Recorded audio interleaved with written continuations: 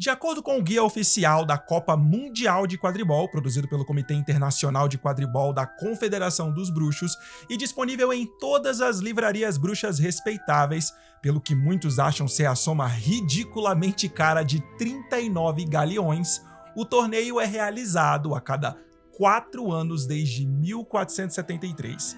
Mas, como acontece com tantas outras coisas sobre a competição esportiva mais importante do mundo mágico, muitos questionam a precisão dessa afirmação. Está na hora do arquivo Pottermore aqui no Wizarding Bruno. Lumos Maxima.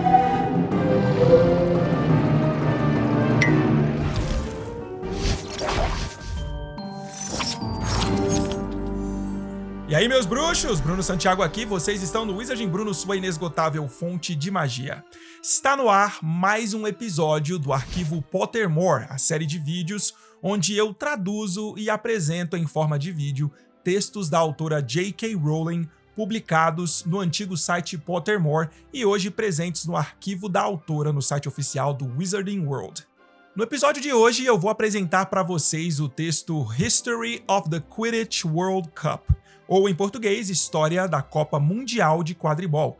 Aparentemente esse texto foi escrito pela autora J.K. Rowling em 2014 e foi publicado no antigo site Pottermore em 10 de agosto de 2015. No texto, a autora fala sobre a história do torneio esportivo mais importante do mundo mágico, suas controvérsias, regras e jogos notáveis, e além disso, ela aborda os desafios de se organizar um torneio grandioso como esse, especialmente com o Estatuto Internacional de Sigilo em vigor.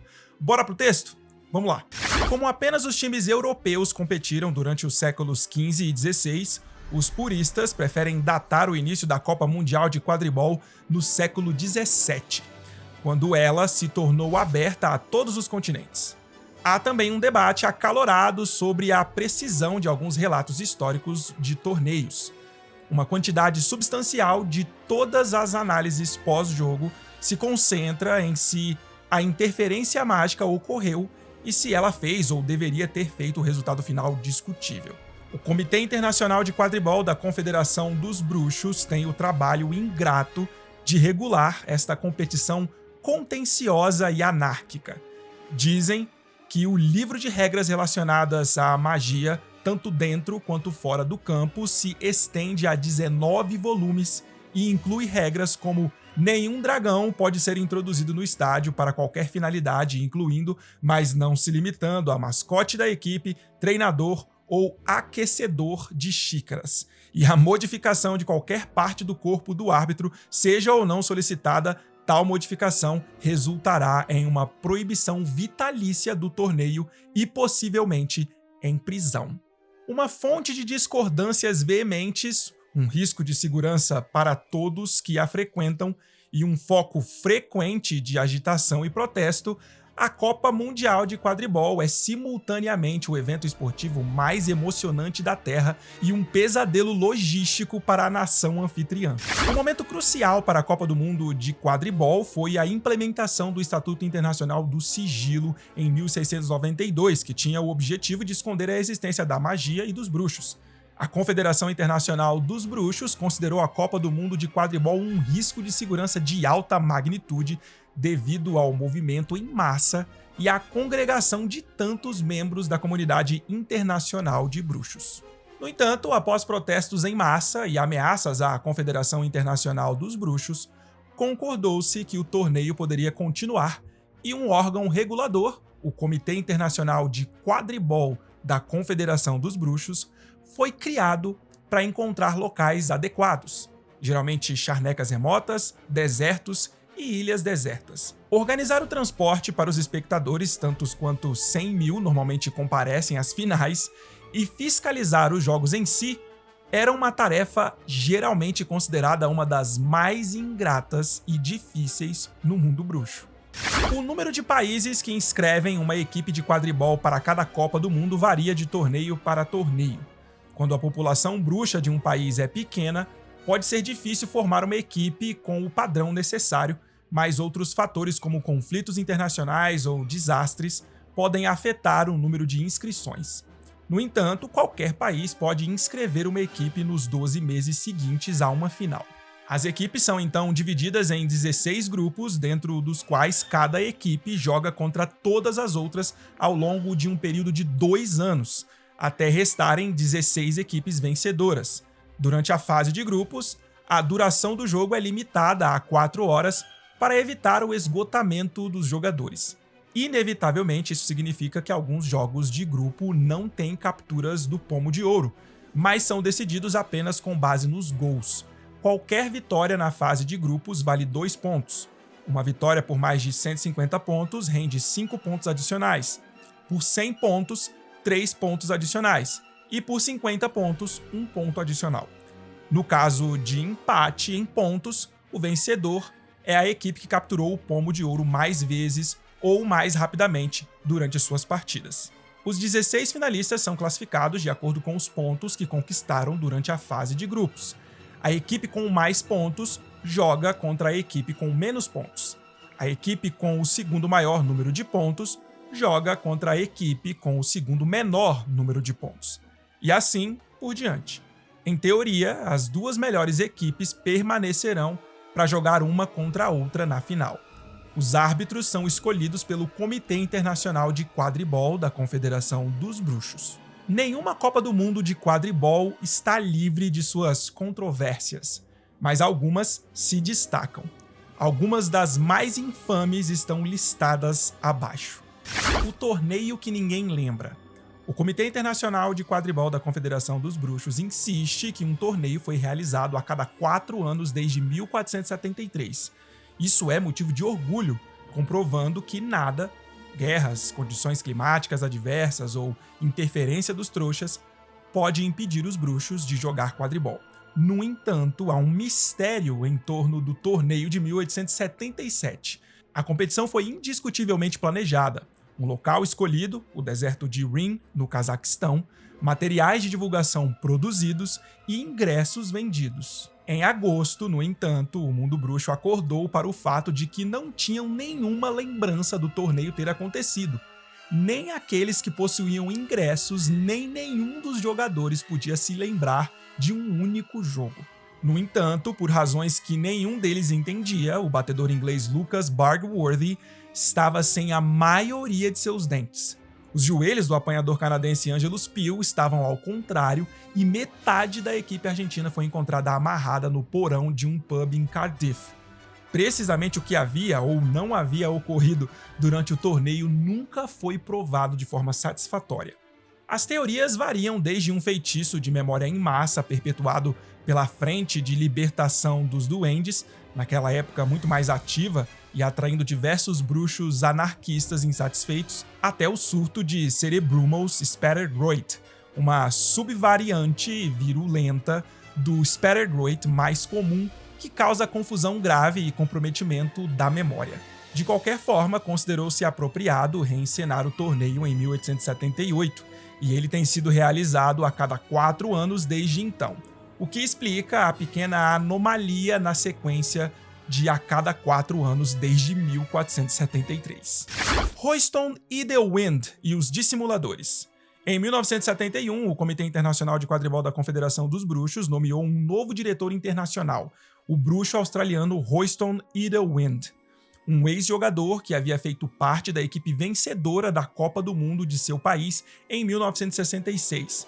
Ele ainda assim foi uma escolha controversa para diretor internacional devido às suas opiniões inflexíveis sobre o controle de multidões, uma postura sem dúvida influenciada pelas muitas maldições que ele havia sofrido como artilheiro e estrela da Austrália. A declaração de Idlewild de que considerava a multidão a única coisa que não gosto no quadribol não o tornou querido pelos fãs. Seus sentimentos se transformaram em hostilidade aberta quando ele começou a implementar uma série de regulamentos draconianos, o pior sendo uma proibição total de varinhas no estádio, exceto aquelas carregadas pelos oficiais do Comitê Internacional de Quadribol. Muitos fãs ameaçaram boicotar a Copa do Mundo de 1974 em protesto, mas como lugares vazios eram a ambição secreta de Idlewild, a estratégia deles nunca teve chance. O torneio começou como previsto e, embora a presença do público tenha diminuído, a aparição dos dissimuladores, um novo estilo inovador de instrumento musical, animou cada partida. Esses objetos coloridos em forma de tubo imitam altos gritos de apoio e baforadas de fumaça nas cores nacionais. Conforme o torneio avançava, a loucura dos dissimuladores crescia, assim como as multidões. No momento em que a final Síria versus Madagascar chegou, as arquibancadas estavam cheias de uma multidão recorde de bruxos, cada um carregando seu próprio dissimulador.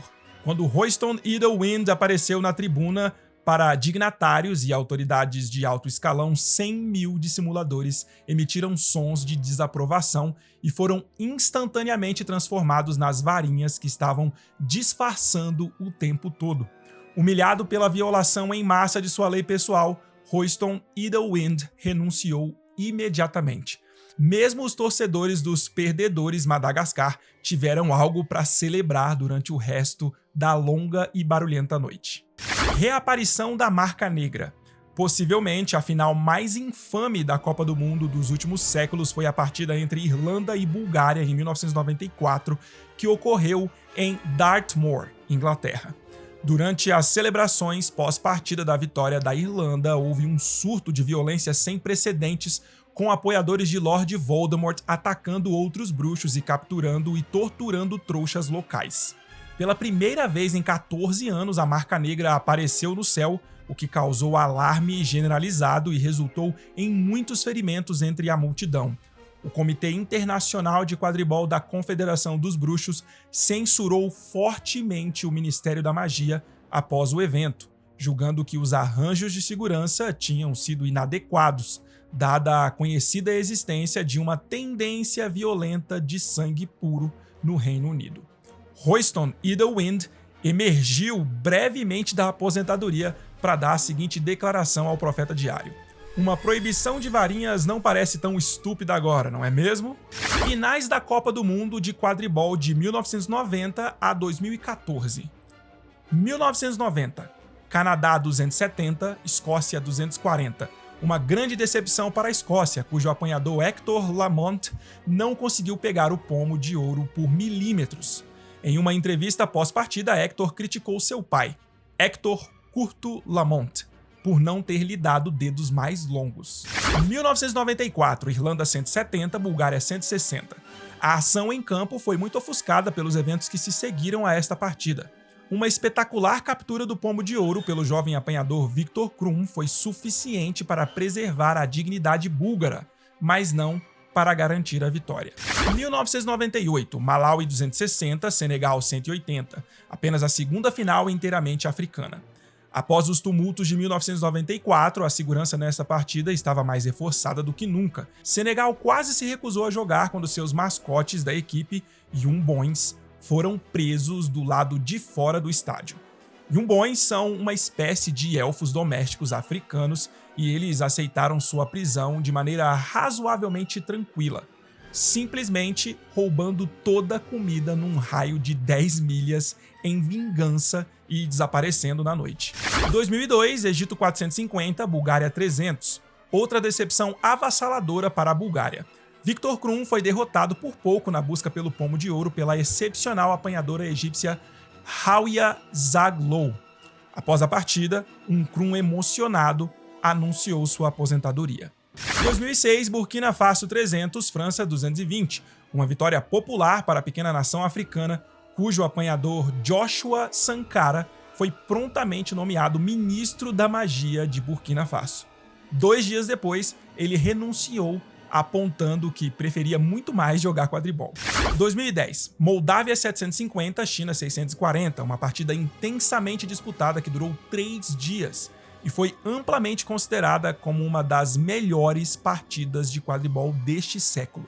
O pequeno país da Moldávia consistentemente produz excelentes equipes de quadribol e os torcedores ficaram arrasados por não terem se classificado este ano devido a um surto de varíola de dragão em seu acampamento de treinamento. A Copa do Mundo de Quadribol deste ano, 2014, promete ser tão emocionante como sempre. Os 16 países competidores são Brasil, Bulgária, Chad, Fiji, Alemanha, Haiti, Costa do Marfim, Jamaica, Japão, Liechtenstein, Nova Zelândia, Nigéria, Noruega, Polônia, Estados Unidos e País de Gales. Nigéria e Noruega entram no torneio como as duas equipes mais bem classificadas. Este é o primeiro ano em que se acredita que os Estados Unidos têm uma chance razoável de chegar à final. Muito interesse foi gerado pelo retorno do anteriormente aposentado Viktor Krum ao time búlgaro, que aos 38 anos é considerado velho para um apanhador, mas cujo objetivo declarado é ganhar a Copa do Mundo antes de morrer. Por esse motivo, a Bulgária está atraindo o apoio daqueles cujos próprios países não se classificaram. Liechtenstein causou uma grande surpresa nas etapas classificatórias ao vencer o grupo, superando os vice-campeões do ano passado, a China. O mascote da equipe de Liechtenstein é um agoureiro sombrio superdimensionado chamado Hans, que tem seu próprio clube de fãs. Além disso, nada fora do comum foi relatado. Os rumores de que o Haiti usou o Inferi para intimidar equipes adversárias foram descartados pelo Comitê Internacional de Quadribol da Confederação dos Bruxos, que os consideraram maliciosos e infundados. Acusações de que o apanhador polonês Bonaventura Wojcik é, na verdade, o famoso apanhador italiano Luciano Volpi transfigurado, foram refutadas quando Luciano Volpi concordou em realizar uma coletiva de imprensa ao lado de Wojcik.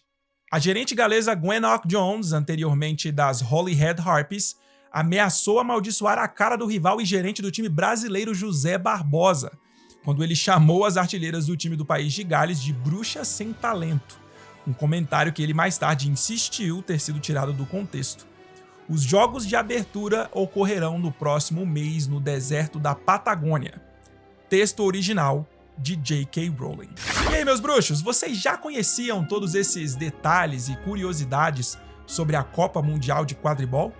Eu vou deixar o link do texto original em inglês na descrição do vídeo. Deixem aí nos comentários a curiosidade que mais chamou a atenção de vocês, que eu vou adorar ler seus comentários. Pessoal, não se esqueçam de deixar o like e de ativar o sininho de notificações para vocês não perderem nenhum vídeo. Caso você não seja inscrito no canal, se inscreve aí e fique por dentro de tudo que rola por aqui no Wizarding Bruno. Agora você também pode se tornar membro da Ordem do Patrono, o clube de membros aqui do Wizarding Bruno. Por apenas R$ 6,99 por mês, você passa a ter acesso a uma série de benefícios exclusivos. Faça como essa galerinha aqui da tela de membros do canal e apoie ainda mais o Wizarding Bruno. Seja membro da Ordem do Patrono. A gente se vê no próximo vídeo. Tamo junto. Fui! Accio Nox.